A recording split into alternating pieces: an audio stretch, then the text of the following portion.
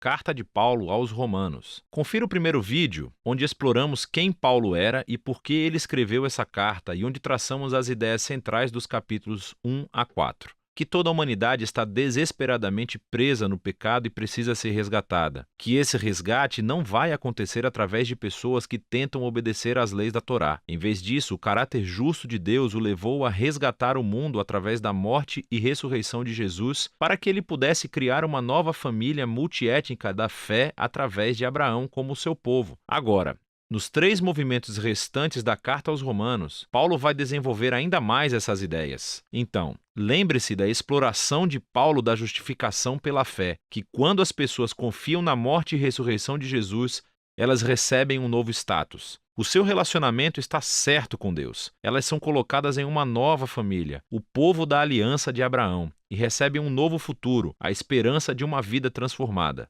Agora, Paulo quer mostrar como essa realidade deveria reformular cada parte da nossa existência. Porque estar nessa família significa fazer parte de uma nova humanidade que Deus está criando através de Jesus e do Espírito. Então, Paulo volta ao primeiro personagem humano da história bíblica, Adão. O seu nome significa humanidade, e Adão, como toda a humanidade depois dele, escolheu o pecado e o egoísmo. E assim, todos nós enfrentamos o julgamento de Deus porque nos tornamos escravos da influência do pecado, resultando em morte.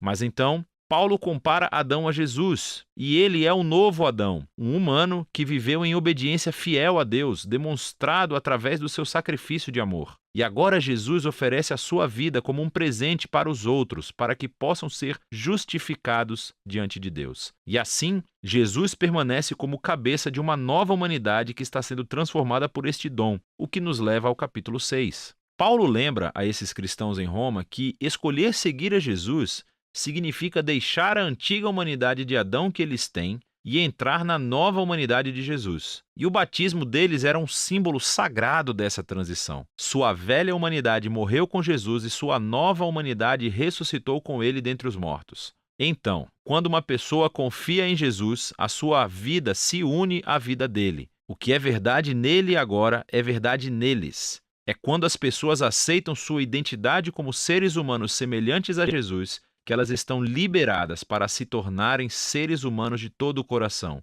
que podem verdadeiramente amar a Deus e ao próximo.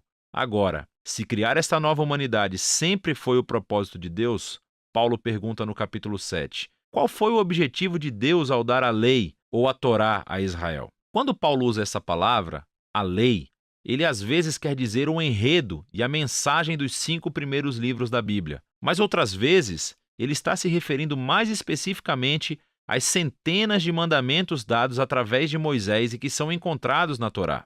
Aqui, o foco de Paulo é no segundo significado. Qual foi o propósito de todos esses mandamentos? Paulo diz que os mandamentos da Torá eram bons. Eles mostravam a vontade de Deus para como Israel deveria viver. Mas se você ler o enredo da Torá, Israel quebrou todos esses mandamentos. Quanto mais leis Israel recebia, mais eles repetiam o pecado de Adão e se rebelavam. Assim, mesmo quando Deus deu ao seu povo regras morais específicas para obedecer, isso não resolveu o problema do coração humano pecaminoso. E, paradoxalmente, essas regras tornaram Israel ainda mais culpado. Mas, segundo Paulo, o objetivo é esse paradoxo. O objetivo de Deus era deixar claro que foi o mal que roubou o coração humano, que a Torá, por mais boa que seja, não poderia fazer nada sobre isso. Mas Paulo diz, no capítulo 8, que a solução chegou em Jesus e no Espírito, e eis como. Os mandamentos da Torá agiam como uma lupa. Ela focalizava o problema da condição humana em um só lugar,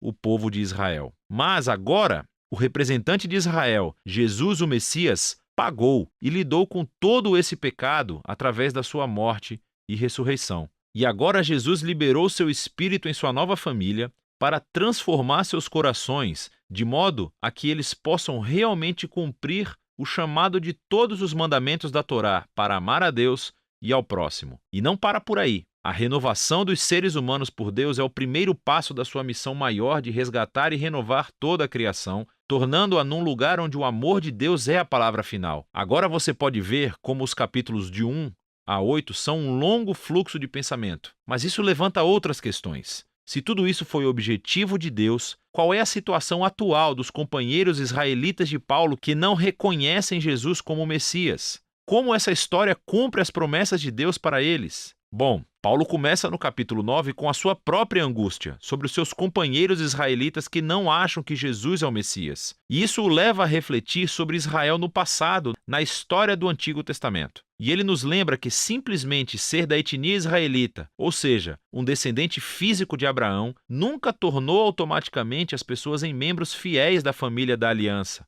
Paulo nos mostra como Deus sempre selecionou um subconjunto da família de Abraão para seguir a linha da promessa. E o seu objetivo é que agora essa linha da promessa seja realizada por aqueles que seguem a Jesus. Ele lembra que por muito tempo as pessoas dentro e fora da família de Abraão rejeitaram a vontade de Deus. Ele nos lembra da história de Israel e do bezerro dourado e da rebelião do faraó. Ele nos mostra como Deus foi capaz de orquestrar eventos para que a rejeição das pessoas a ele realmente cumprisse seus propósitos redentores. E assim, no capítulo 10, Paulo volta o seu foco para Israel no presente. A razão pela qual muitos israelitas rejeitam a Jesus é porque eles estão baseando a sua relação de aliança com Deus no desempenho dos mandamentos da Torá. E muito tristemente, eles não reconhecem o que Deus fez através de Jesus para criar uma nova família da aliança baseada na fé.